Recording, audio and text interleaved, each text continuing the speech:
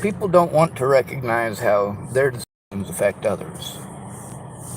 If you make the decision to assault a disabled person because you heard a rumor, you made a decision. If a disabled person tells you that they're being abused and you blow them off, well, you screwed up. You did something wrong. When you tell them that telling the truth ain't gonna work, being honest ain't gonna work, and they don't try, and I have to do something desperate because they haven't been trying. That's one of the biggest mistakes that Meg made yesterday.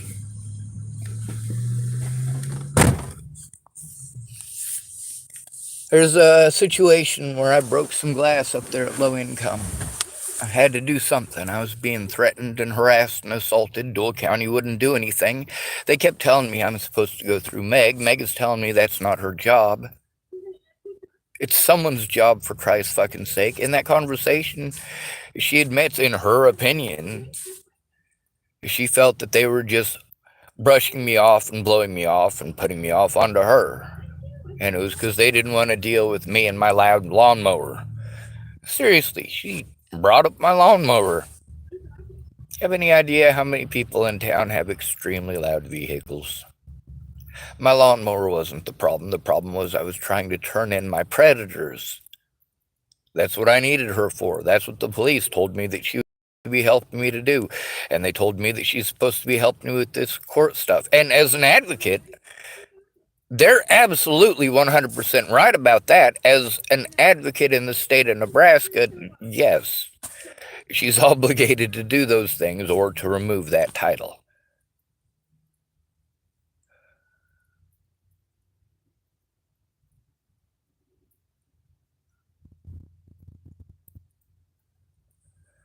And, even after she explained that's not her job to them, finally, you know what it took for her to do that?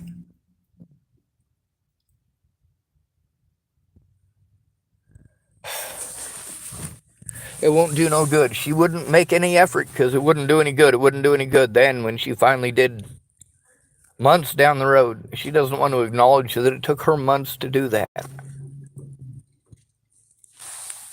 She says she'll go back and listen to the recordings. Most of them aren't up because it's got her personal information in it. Or it's got my personal information in it. That's some of the stuff that I needed to have people take a look at and verify. Did these conversations between her and I take place? And how do I do that without somebody in person to listen to it? Did Meg Mistigatus actually say those things or not?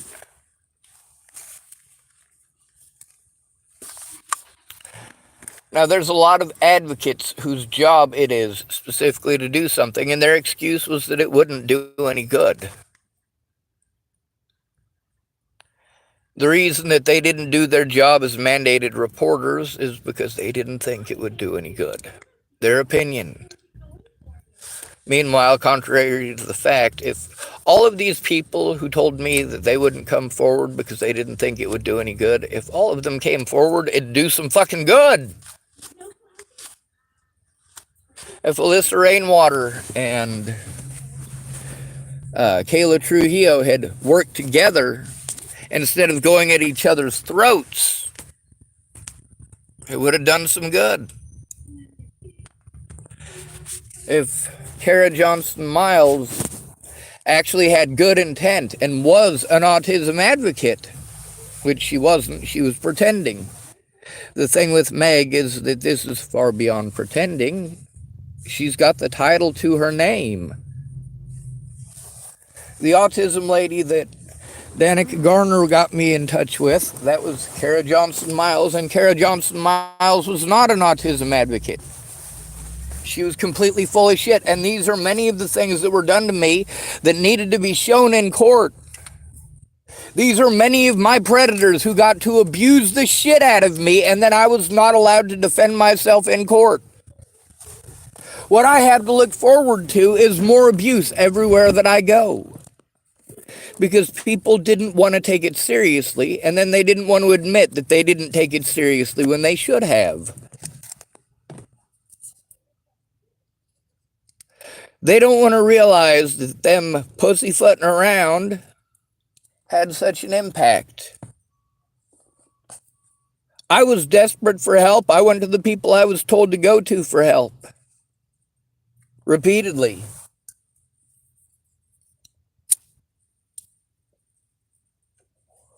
If it's nobody's job, that needs to be addressed. We have these laws in place because there's a lot of people who are disabled, especially back in the 1940s and 1950s. There's a lot of disabled kids that were just thrown away. And I mean that. They're disabled. Their parents wanted perfect kids. It was the 1950s. 1960s were pretty bad too. 1970s is when people started to have a heart. Yeah, my brother may have Down syndrome, but he's still my brother kind of thing, you know? 1970s, people started really fighting hard for the rights of their disabled brothers and sisters because they didn't have any rights when they were abused. They needed someone else to speak up for them. In the 1980s, Ronald Reagan destroyed a lot of progress by throwing a whole bunch of people out on the streets. We had a bunch of homeless people who were victimized to the point of homelessness out there already. And then we've got all of those homeless people having to deal with a bunch of crazy people. These homeless people are not equipped to handle that situation at this point in time, and all of a sudden they are. Now we've got a bunch of homeless people who are victimized into homelessness, who are being treated like they're a violent schizophrenic. Meanwhile, they actually have to interact with those violent schizophrenics. When they go to a community meal or somewhere where they're giving out food for the homeless, they're running into those schizophrenics. These homeless people who are victimized into homelessness are having to interact with violent schizophrenics because, well, Ronald Reagan was a fucking moron. The war on drugs makes more money. It spends a lot more money, and that's really the important part. The more money they spend, the more money they can get next year. They can spend on more toys.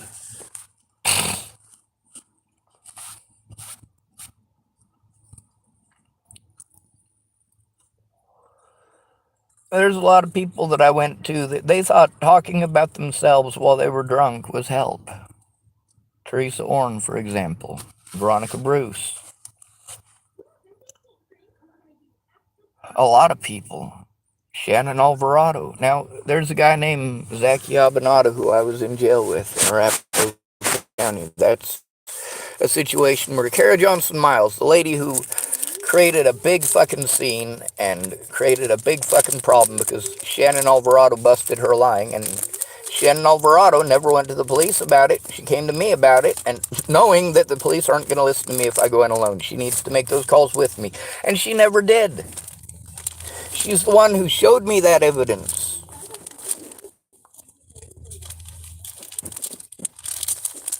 But she never tried to turn it in. Now, in the state of Nebraska, she would have been a mandated reporter. It would have been necessary by law for her to do that.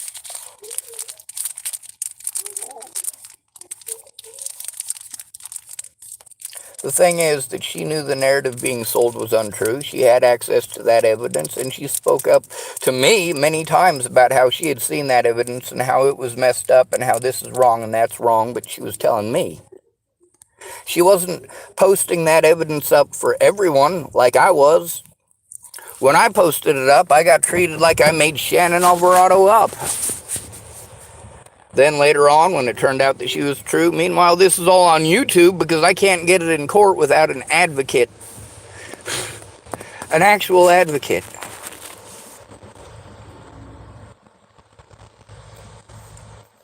I don't hate any of these people. I hate what they've done. Now, the situation with Megan Missigatis, you know, everybody wanted to keep their names out of it, and you don't get to do that in this situation. in a situation where a person's name has been publicly slandered over and over again, and that person is taking repeated abuse because of that slander, and you know that it's not true, even only in part. It's a real screwed up situation. Now, when I say that it wasn't just Megan Misigatis in that situation with broken windows, it wasn't just her. I'd gone to everyone. And afterwards, she actually did put forth a lot of effort. And when she talks about her efforts, she absolutely did. She put forth so much effort. So much. She made so many calls with me and for me.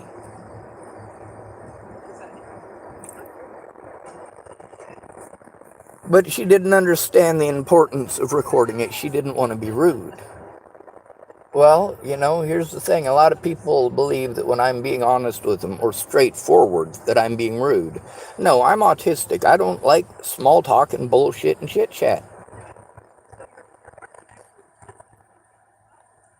Let's say, for example, that I'm a rancher and I've got cows and they've got a particular type of hoof rot, very specific to my little ranch in Wyoming. And somebody wants to tell me, someone I'm told to go to, this is a foot specialist on cows. You should talk to him, and you go and you consult him. And instead of listening to you about your cows to try to help you out, consult you, he's wanting to tell you about Kobe beef and how they grow Kobe beef. He doesn't want to talk about hooves. He doesn't want to know about your cattle. He just wants to tell you about how you should invest your money in Kobe beef. Maybe if you move to Japan. None of that fix the problem of my cows got some pretty sick, nasty hoof rot. I'd rather they didn't die of infection. Can we focus on the task at hand? When you start telling me about your prize gelding, okay, I understand how sad it was when you lost your prize gelding. I get that. Now you're telling me just to move on, and you lost your prize gelding 20 years ago. Come on now. A lot of people, their excuse for not trying is that nobody was there when they had those issues. You know what? I'm willing to fight that. A lot of folks, they told me that they went through the same thing as me, and they were angry when they were telling me this. Sean, nobody helped me out when I was going through that. I know they didn't. I know. And I speak out about it. There's a lot of people who are alive because I spoke up about the truth of situations. Like when John Fox, they were trying to say that he killed his ex-girlfriend. And no, he didn't. He was in jail when that happened. And if I hadn't spoken up, there's a man who's dead now. His name is Mobley. Mobley wanted to take John Fox up the mountain. If you don't know what that means, going up the mountain and taking someone up the mountain are different. Taking someone up the mountain with a bottle is entirely different. That means that you intend on enticing them up to the mountains to get them alone, and only one of you is coming back down the mountain. That's how hateful Mobley was, how much disdain that he had for John Fox at that point over rumors that he had heard. And it was because of me that John Fox is still alive. I needed John Fox to speak up. Instead, he gave me the same treatment as everyone else.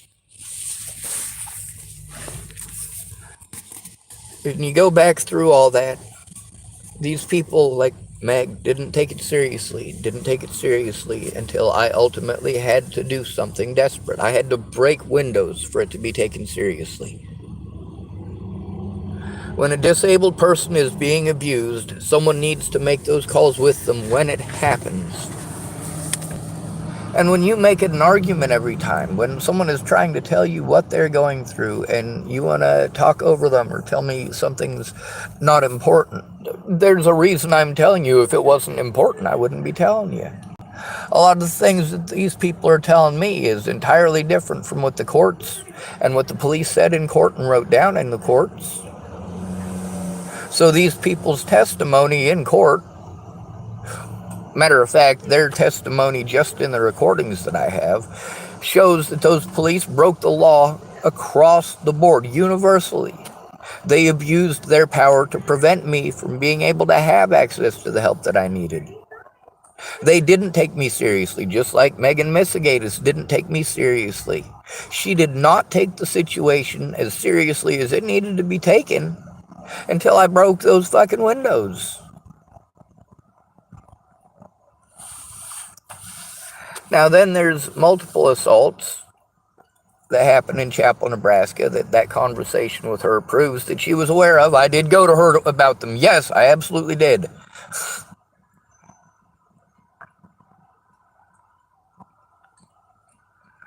I did talk to a lawyer about the situation, and I argued with him. I was like, all right, here's the thing, dude. You're telling me I need to look up the elder laws, that you can't do anything because of the mentally ill tag and that I have to have a guardian to speak with you, but that you can give me some pointers.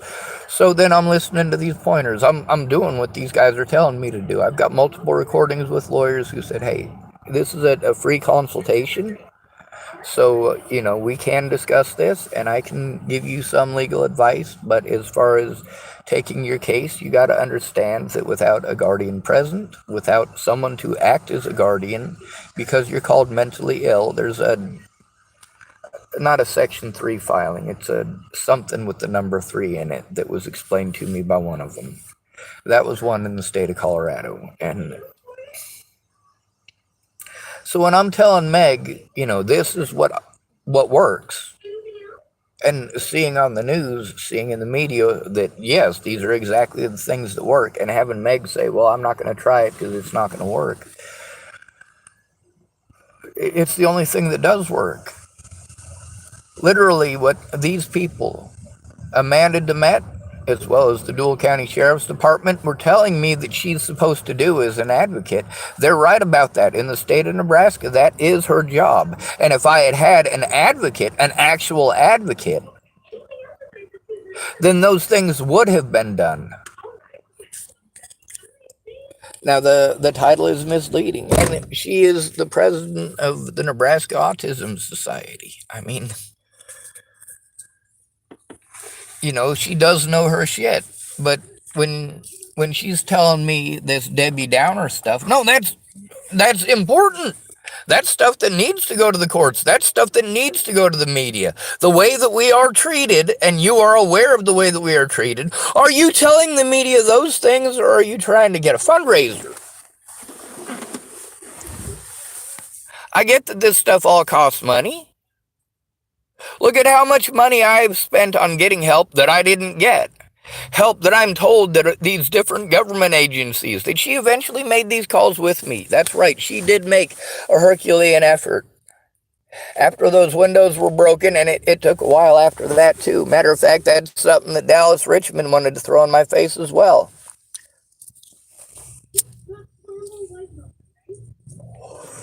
Just like everyone else, people want to tell me they don't want to hear it, but they do want to judge me. They do want to judge me. Dallas was mad at me about breaking those windows. He didn't want to hear why. He didn't want to understand why. He knew that I was being harassed by Chris Kurth. He knew that I was being harassed by Robert Warnick.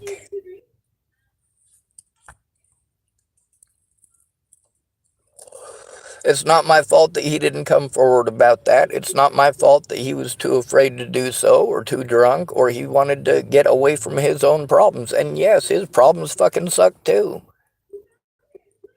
I was there for a lot of that. A lot of people are like, man, you can't be putting my personal business out there. It's not your personal business.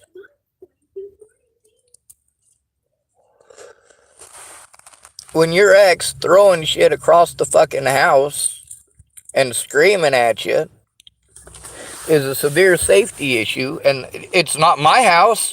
I mean, I'm paying rent there, yeah, but it's not my house. That's the house that I was going to buy with the money from my disability and my back payments. But where did my back payments and my disability money go? To paying my predators for abusing me, to paying a man who 6 other people in the very same year that he assaulted me. He assaulted me in January. That's Waylon Lolatai. He assaulted 6 other people that were either homeless or presumed to be homeless, that were caught on body camera or caught on camera. But I'm still treated like I'm schizophrenic. Meanwhile, they lost their body camera for me. Why isn't my body cameras on there? Because I was trying to do the right thing and I was scared and they were manipulating the situation. That's why I needed someone there and present in person. And I needed these people to explain it while it was going on instead of after the fact trying to cover their own asses. At least they admit in part important details of what happened.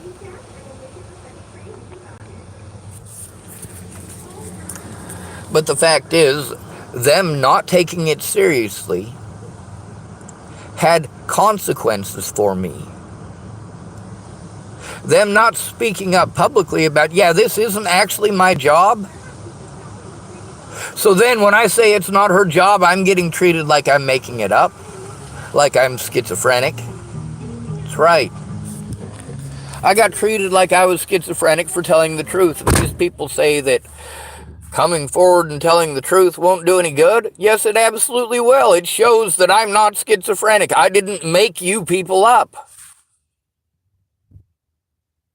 I didn't make up Megan Missigatis. She said, well, I'm on your YouTube channel. I know you are. But without you helping to push this in court, your rights were violated too. And I am pissed off about that. But unlike you, I'm actually fighting this battle.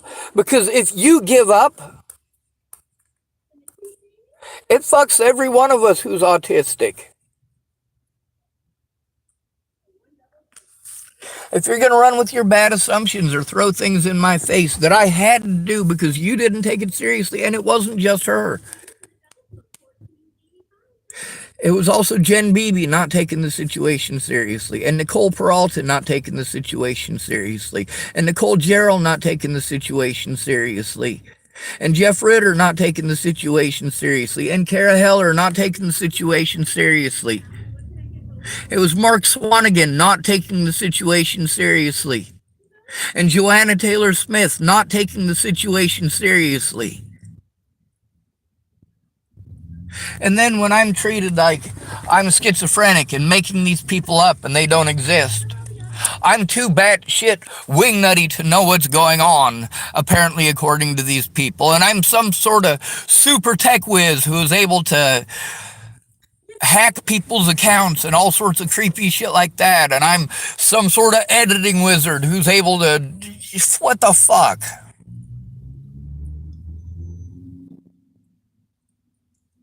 No, these narratives that I'm being abused over, all of these people, their individual parts show that that narrative is bullshit. But also these people screwed up, and those individual parts, they got to admit they screwed up. They screwed up because they made bad assumptions. If you're going to tell me that if Shannon Alvarado, for example, if she wants to tell me and send me screenshots about Kara Johnson Miles, I'm going to get treated like I'm crazy for going and trying to turn that in. Shannon Alvarado has to do it with me. She has to verify. Police are allowed to blow you off based on how important you are to our society. It is very difficult for a person who is called mentally ill to win any case. The reason for that is because of the assumed guilt. Assumed guilt.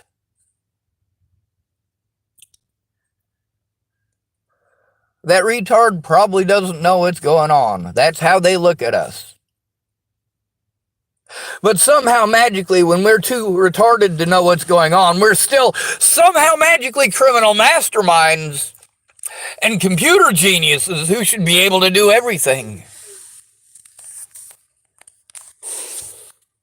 It don't make no damn sense. So then Meg wants to justify her bullshit by, oh, well, you know, you broke those windows. You're damn right I did. Why? It wasn't just her that I had gone to by that point. It was a lot of people.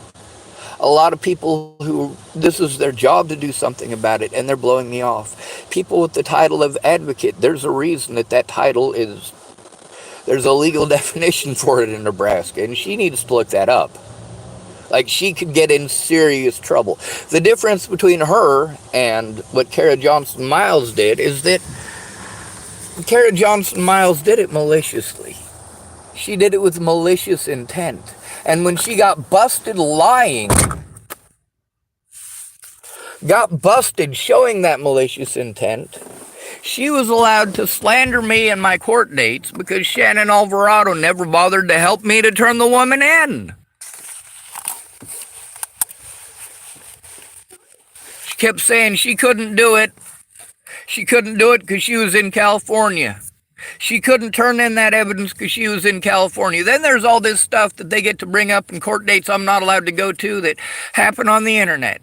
I'm told I got to go through the FBI. Well, these people didn't have to go through the FBI. The police had no problems helping them. Matter of fact, literally police by name, who are my predators, are the ones that these people who pretended they were going to help me, procrastinated, and then when they got busted lying, who did they go to? They made sure they went to my predators, the officers that they knew I was trying to turn in, the officers that they said they would help me try to turn in. Imagine that. You gonna tell me that's not gonna put off a red flag?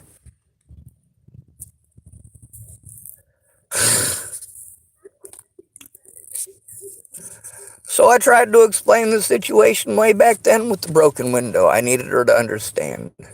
Then there's the fact that in that she's fun to say, oh, well, you wouldn't give any details. You were just saying this and this. You can't say it all at once. Well, and I finally did get to talk to her on the phone. Did I or did I not get to explain individually about these issues? And in that call, she verifies it. She verifies that I did call her about Joshua Rayborn. That was after the windows were broken. That's the breaking point. That's when she finally fucking did something. That weekend that Joshua Rayborn assaulted me for doing as he asked. That's right, I was following his fucking instructions and he assaulted me for it. And the recordings I have with him prove that yes, these were the instructions from him and I did follow them to the letter. And he assaulted me for it. And he verified, even after assaulting me, he called me up right afterwards. I was less than 2 blocks away from his house where he had just assaulted me. And he admitted, yes, you did what I told you to do. Yes, what I said to do is what you did. I mean, he assaulted me for doing as he had asked me to. It was stupid.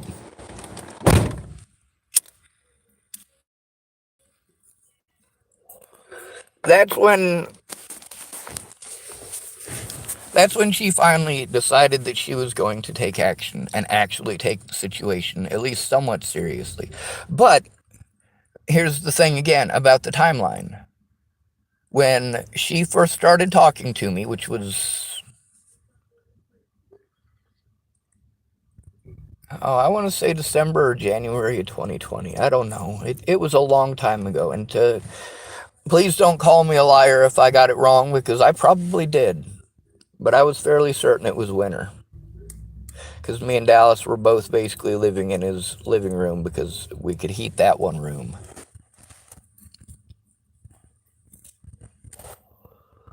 But yeah, Meg did the things as a volunteer that Jen Beebe was court ordered to do, and Jen Beebe wasn't doing her job.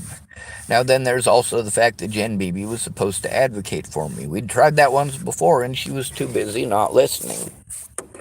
If you guys are going to tell me the system doesn't work, and these guys are going to pretend that the system does work, and they're abusing the system, and you're aware that they're abusing the system, you're aware of the tactics that they utilize to abuse the system, and Meg Messigatis is familiar with some of those tactics. She's having to deal with some of them herself. Or your disabilities, they matter when they want to shut you off and prevent you from being heard, but they don't matter when it comes to charging you with bullshit. There are crimes that I committed, and I admitted to those crimes, and that's one thing about Megan Messigatis trying to throw that in my face yesterday. I admitted to breaking those fucking windows. And then in the same conversation, she wanted to tell me I don't take responsibility for nothing. Really? I take responsibility for breaking those fucking windows. A lot of people, they don't want to take into account their actions towards you. What they want to throw in your face is your reaction. And the problem is long-term abuse and no one taking it seriously until I do something desperate.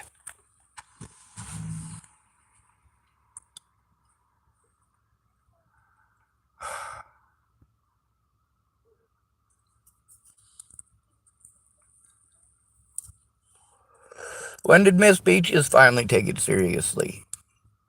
After Natalie was dead, and even then she just wanted to hide everything. She wanted to do the same thing as Megan Misegatis. Hide her name, hide her address, hide her phone number.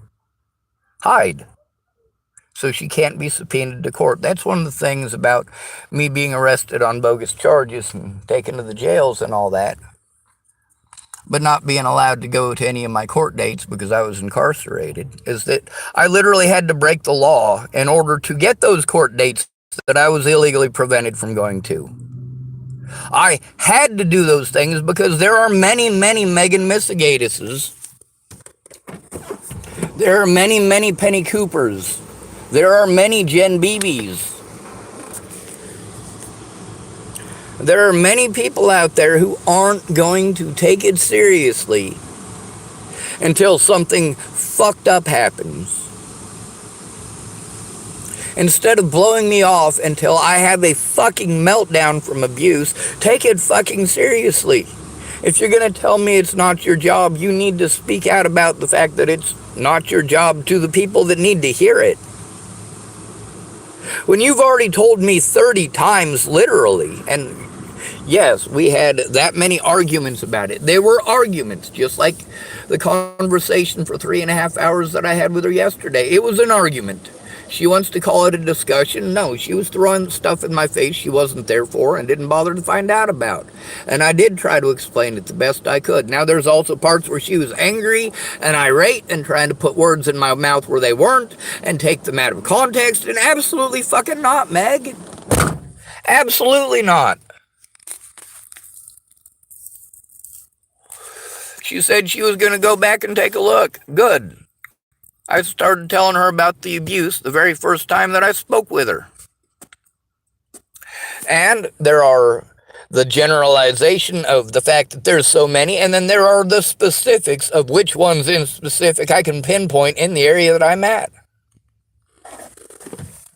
I can show and have sent her a lot of evidence that shows that the things that she's telling me, the things that she's just repeating what the cops told her, the cops told me that too. They also told me many other things. They couldn't get their story straight.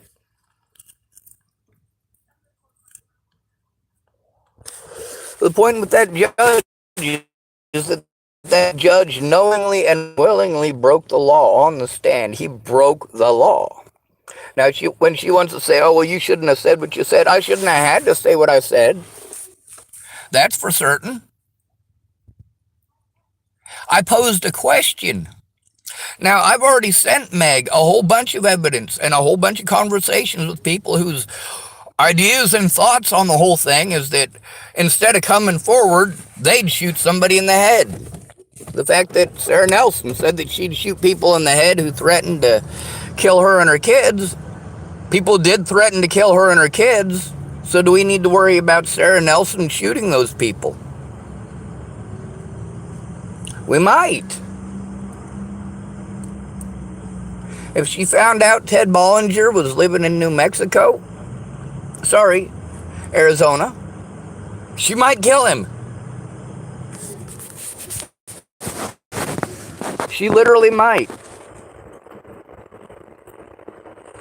That is a safety risk enough for her that yes, she would be well within her boundaries and her rights to blow his head off if she saw him outside of her house. Even outside of her house, he is that much of a risk.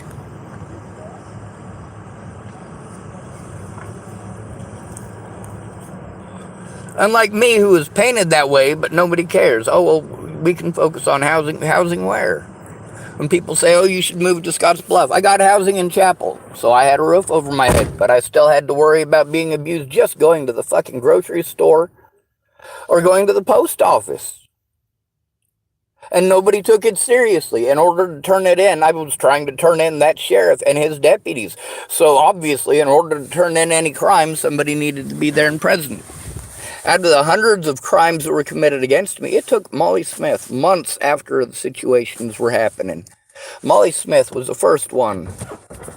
In late June of 2018, she finally went in with me, and she didn't know a whole heck of a lot about the situation. And I've spoken with her on multiple occasions since then and filled her in as much as I could. And she said that she would speak up and that she would try to help me, and she hasn't been able to because of the surgery and complications from it. And this is the thing, is that what the police said, and these people's actual reasons for not coming forward, for not doing these things, if these people are telling me that their aunt died, they can't help me because their aunt died. They know that I'm telling the truth. They know the situations they were involved in are true, but they can't because there's a funeral. Well, all right. That funeral was, what, 5 years ago? That's a long time. People expect me to get over all of my friends and loved ones who are dead immediately, but then they want to take all this time to mourn and all this time to tell me that I'm being insensitive. Because after 2, 3, 4 years, well, they're telling me I just need to let it go. There's a lot of stuff they're not letting go. They're still witnesses.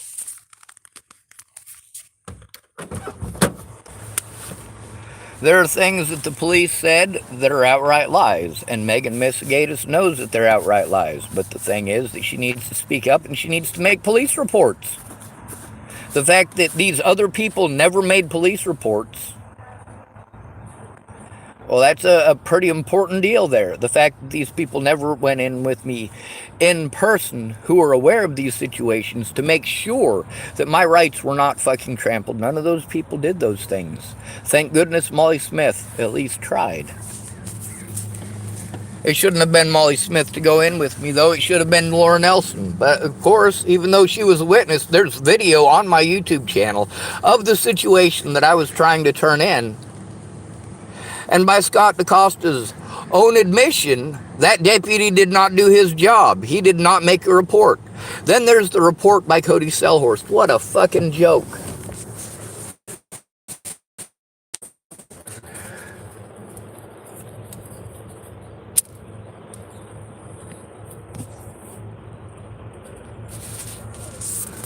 I couldn't get these people to take it seriously. These people all told me it wasn't their jobs. Now here's the thing about those lawyers telling me about the elder laws. I explained to these lawyers, I said, hey, here's the thing. I was told by the cops that there's special leeway when it comes to children. There's special rights as far as that goes. And these lawyers all said, no. Those laws do not just apply to children. The elder laws and the Disabled Americans Act and a few other things cover that. Yes, we are vulnerable like children because of public opinion, because of the way that we are sold to the American public, because of the way that people who are schizophrenic are out here on the streets and committing crimes. And like the situation here in Hood River, yeah, that guy was out of his fucking mind. But the fact that the cops tried to project that onto me as if I was that man, as if I was obviously in cahoots with this man, and me and this man were doing drugs, and we're schizophrenic and doing drugs in my vehicle that only has room for one person. It don't make no damn sense. Now, here's the thing, is that after the fact, after I had to do desperate shit, that's when Meg would take it seriously for a short while. And she would make superhuman efforts. But there's also the fact that I am speaking out and I am singing her praises for making those efforts at that point. But I'm also at that point being treated like I'm crazy for saying it. Like she doesn't exist, and so on and so forth. And this sleight of hand, I've got the evidence of it. That's the thing that Megan Misigatis needs to understand, is that the evidence that I sent her, because she's in possession of it, and because there is admissions of many crimes, including child molestation and murder, yeah, she's in possession of evidence that could get her in a lot of trouble for not turning it in. Same with all the rest of these people that I sent this stuff to. It's not my fault they didn't look at it. They said they would if I sent it, so I did. So now they're in possession of evidence of crimes committed against me. Are they turning them in? Are they claiming they turned it in and being very vague? With Megan Misigatis basically trying to accuse me of being vague, no, I was very specific when I tried to turn in those crimes as they were happening. When that situation with Joshua Rayborn happened, and I did let her know, I let her know as it was happening. That's when you're supposed to.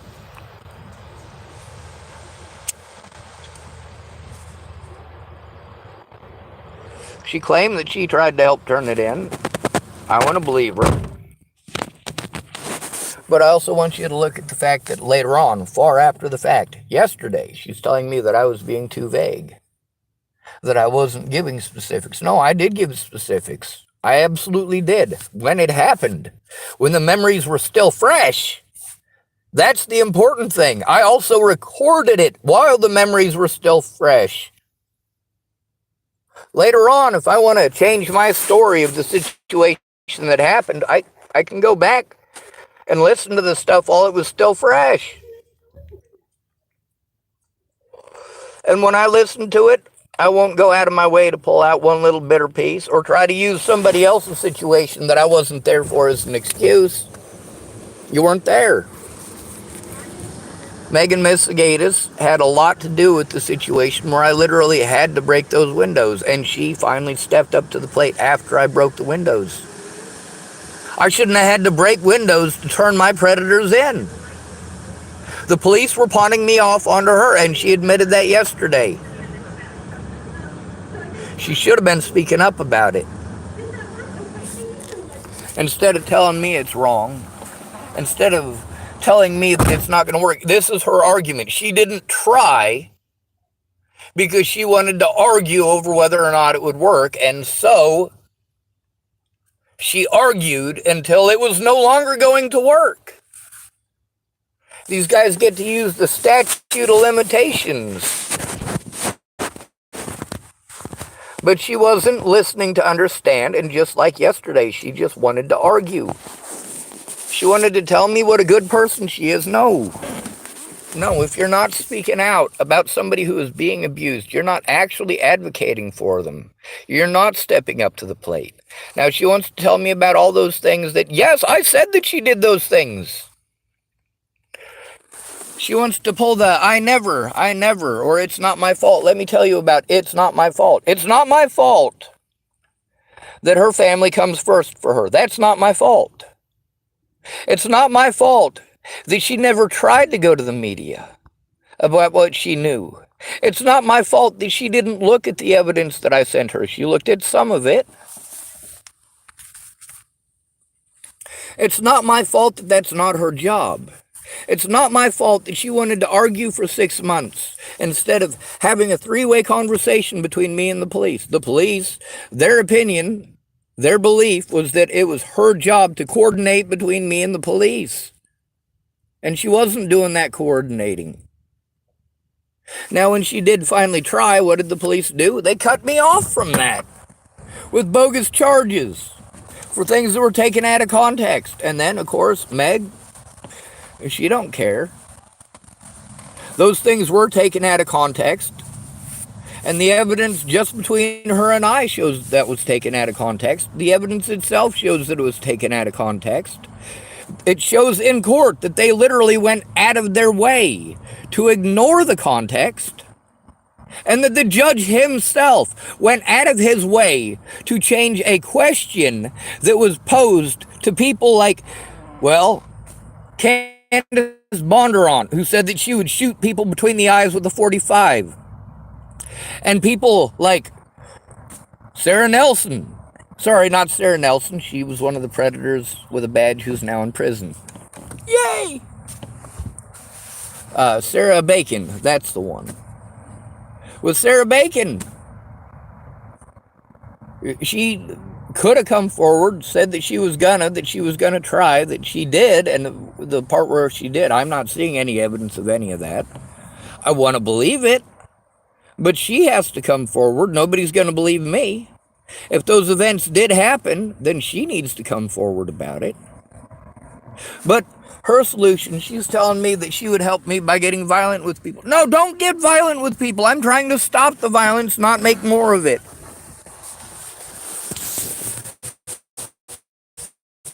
When I finally threatened people back on 2 separate occasions, I did this. Both of them after Natalie was dead. I had already taken hundreds of literal threats against my life by this point. I'd already had dozens of people tell me that people were threatening to kill them and their families. I have evidence of this, and I sent a lot of that evidence to Megan Misegatis. She has access to that. She's not turning it in.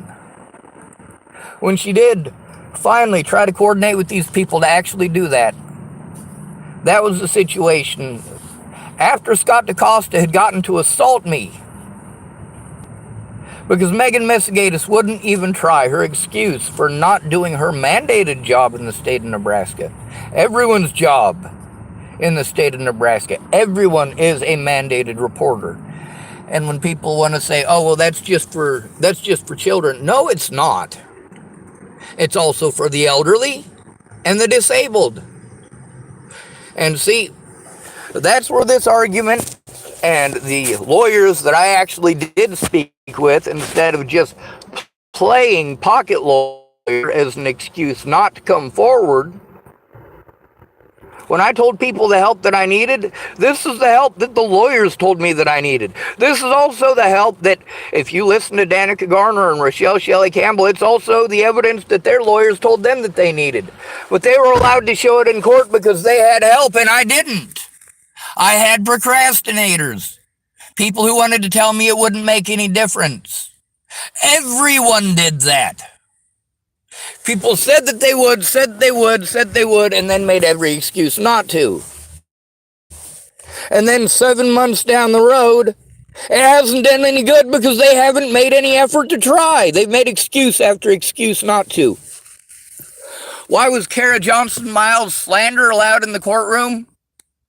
But Shannon Alvarado's evidence was not allowed in the courtroom because Shannon Alvarado did nothing to try to get it put in the courtroom. She did nothing to try to help me get a court date against these people for their gaslighting, and she was a witness to it. She was a contributor to the situation. She was not only a witness, she was an active participant. Yes, she can and absolutely does need to be subpoenaed to fucking court. And the same thing with Megan Misegatis. She was an active participant. I don't want to get involved after the fact doesn't fucking work.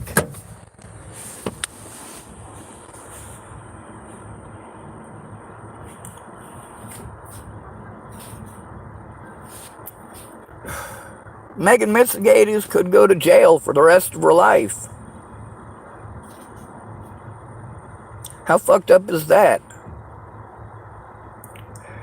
Now, I understand that she didn't do these things intentionally, maliciously.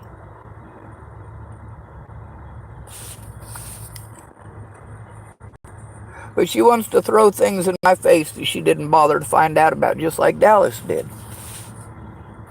Dallas was an active participant in many of those situations, but he didn't come forward about it.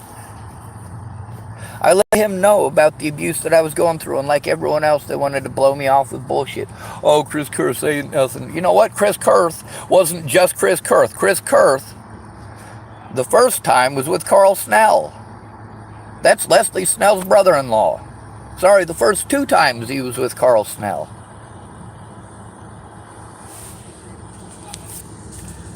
He also approached me when he had Dan Whatchama's bucket that was out at Sandy Fromm's farm to threaten my life. And Sandy Fromm, the conversation with her confirmed it. It's not that people weren't aware, it's that they didn't speak up. Wendell McPhee can go to jail because he was aware and he didn't speak up. He knew.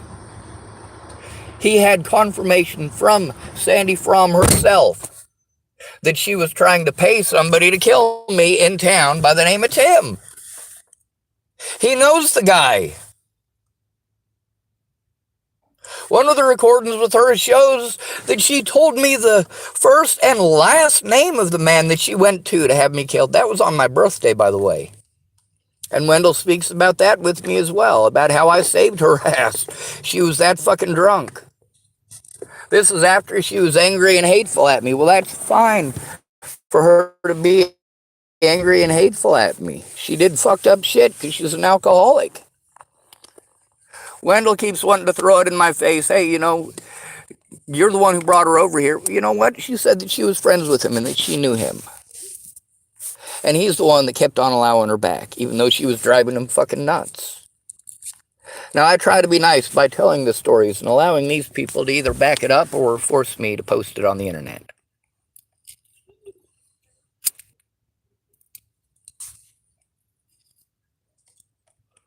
I don't have the money to do these things myself. I don't have the money to hire a lawyer. I don't have the money to even take care of myself. I live in a shit pit in an area where it's impossible to even throw away your garbage. Last time I filled up with gas, I wanted to throw away because they got 2 trash bins on each line of gas tanks. And I went to the first one, it was over full, and I went to the second one, it was just full enough that basically the bag would just sit on top. So I set it on top. I didn't get yelled at. I was told that that was inappropriate, though. I don't remember the exact words. I'm trying to remember them because I don't want to paraphrase. Now, my autism advocate wants to throw things in my face that happened because she didn't take it seriously when it made a difference. She wants to throw it in my face. These things all happened because I broke those windows. No. I broke those windows because these things were happening. I broke those windows because you weren't taking it seriously, and neither was anyone else. The abuse that I continued to go through in chapel, and your suggestion is that I move. To where? You say move to Scottsbluff. All right, well, let's get me on the Scottsbluff housing list, and we'll wait for that to happen. Meanwhile, I'm still in Chapel, Nebraska at that point being victimized.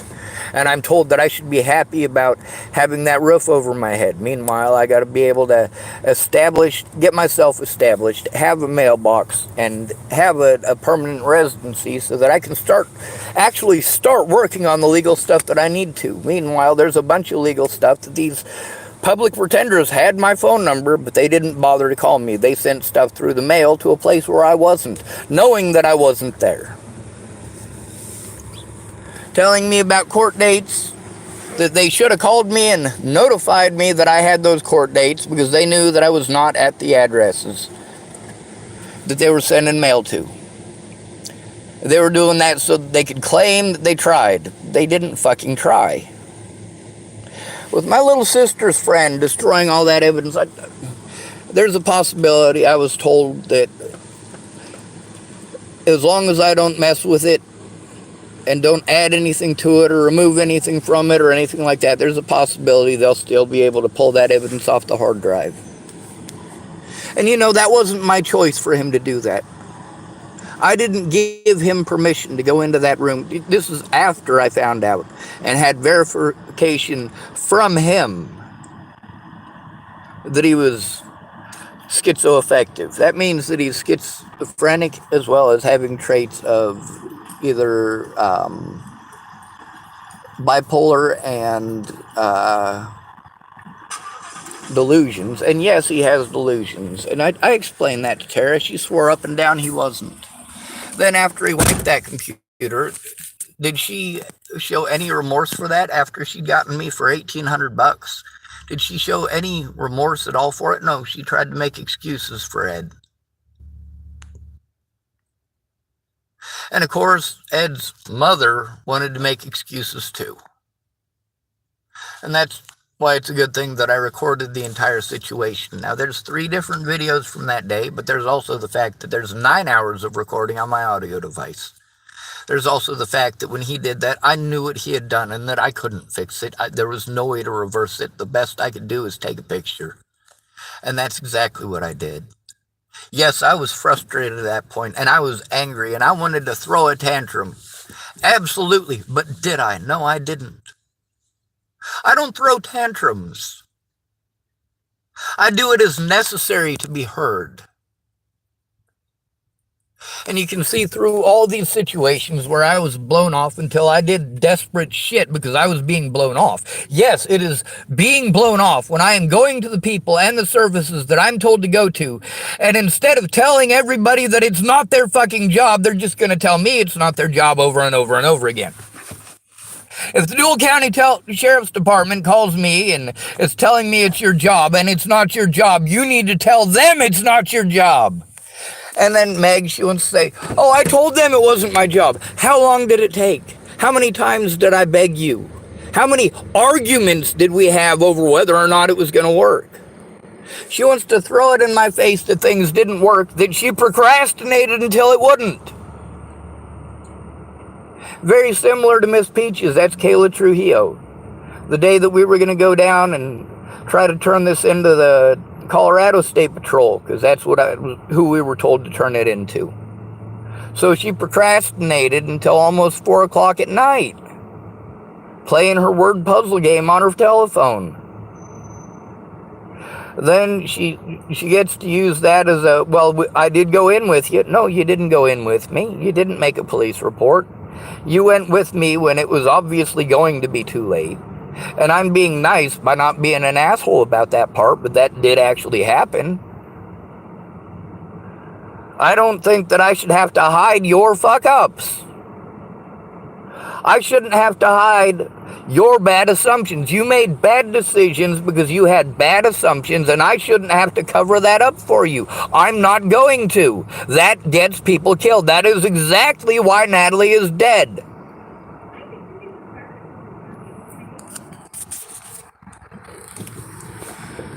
So Meg, because she was angry, made a bunch of mistakes. She wanted to claim a bunch of things that weren't true. And there's the thing, too. There's 2 different parts to that story. There's the part from before I broke the windows and the part afterwards.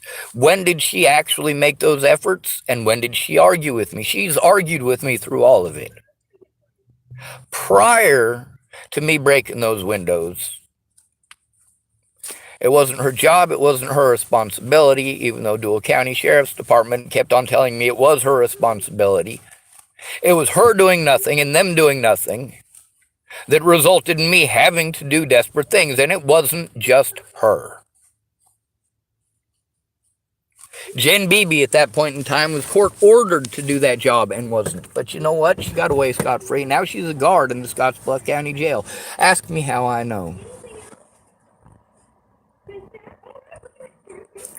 I needed help stopping the abuse, and Meg wants to pretend that I'm taking the abuse because I broke the window. No, I broke the window because I was taking the abuse, and she wasn't doing shit, and the Dual County Sheriff's Department wasn't doing shit, and she wasn't explaining it to them.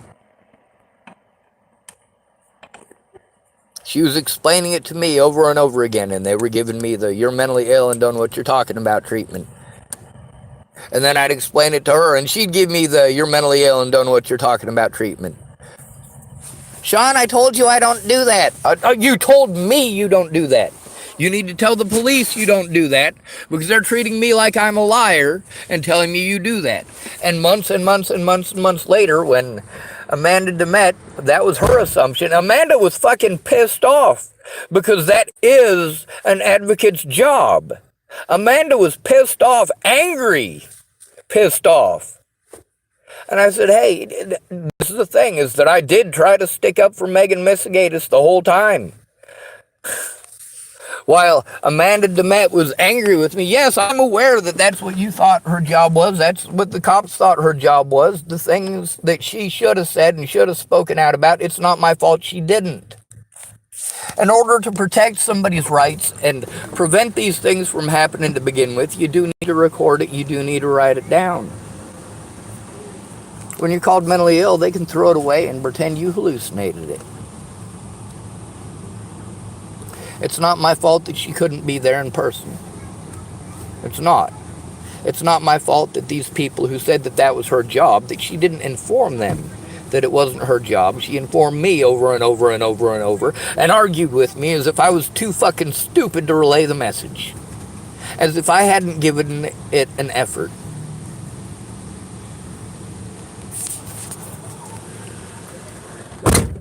Dual County Sheriff's Department got away with what they did because Shannon Alvarado didn't do her job. The things that she said that she would do and never followed through. And the Bollingers got away with all that stuff too. And then all these people want to tell me, oh, well, that's in the past. No, there are still look where I live. Look at every court date. I'm not even allowed to speak. They call me mentally ill, pretend I'm schizophrenic, and refuse to look at evidence. When I try to turn in these officers, they send me to the very officers I'm trying to turn in. And then those officers abuse their power to have me locked up. And yes, these are against the law, but does she care? Is she going to actually speak up about this when it matters? She wants to throw a bunch of stuff in my face that she did after I broke those windows. But then she wants to twist it all around and pretend like she was trying to help with that stuff before I broke those windows. No, she wasn't. She was telling me it wasn't her job. Dual County Sheriff's Department was telling me it was. I was going to all of these places and making all of these calls by myself. Later on, she did make those calls with me, and she got the same treatment. So then, it's not just a figment of my imagination. It's a fact. But she still needed to speak up, and people are dead. A lot of people are dead.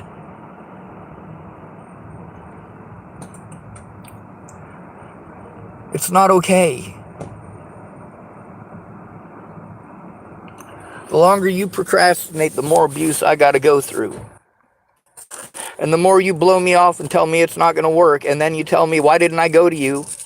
Why the fuck would I? You keep telling me it's not going to work and procrastinating until you guarantee that it doesn't.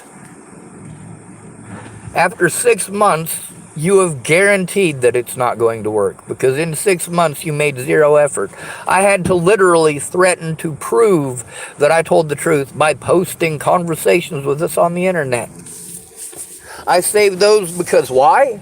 Because number one, even not against YouTube rules, you thought it would be rude. Well, then you need to back me up.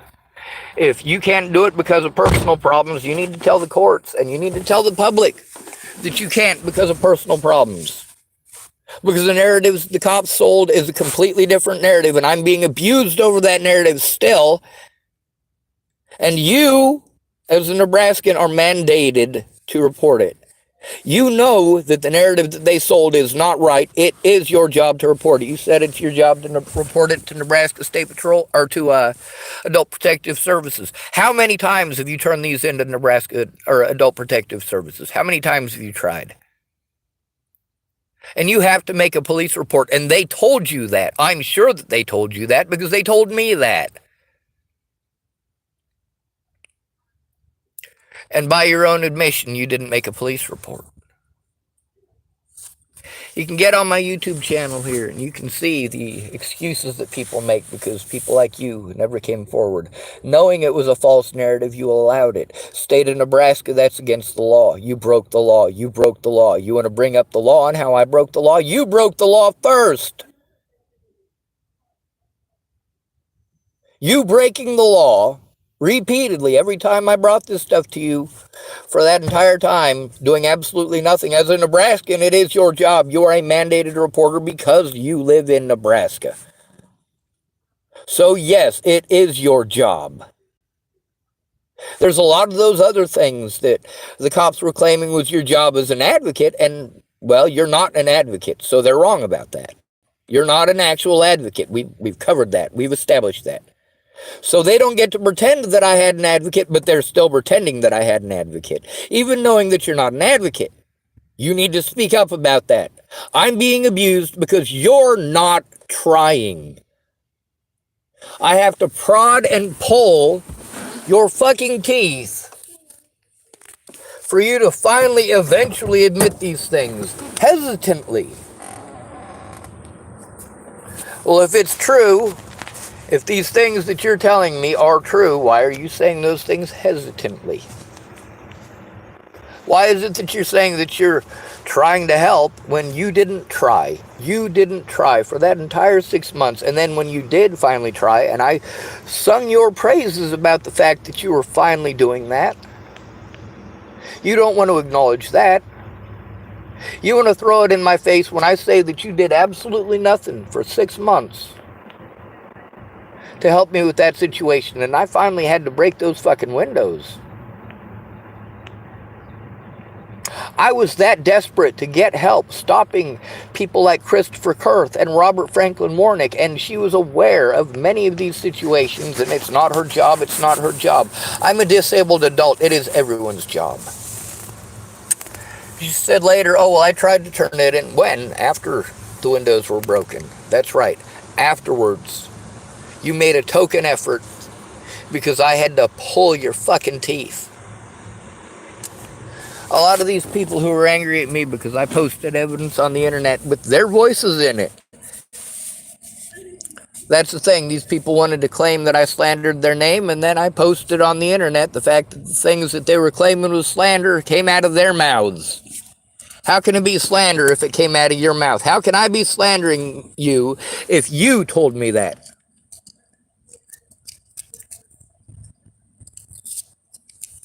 Fucking pocket lawyers, right?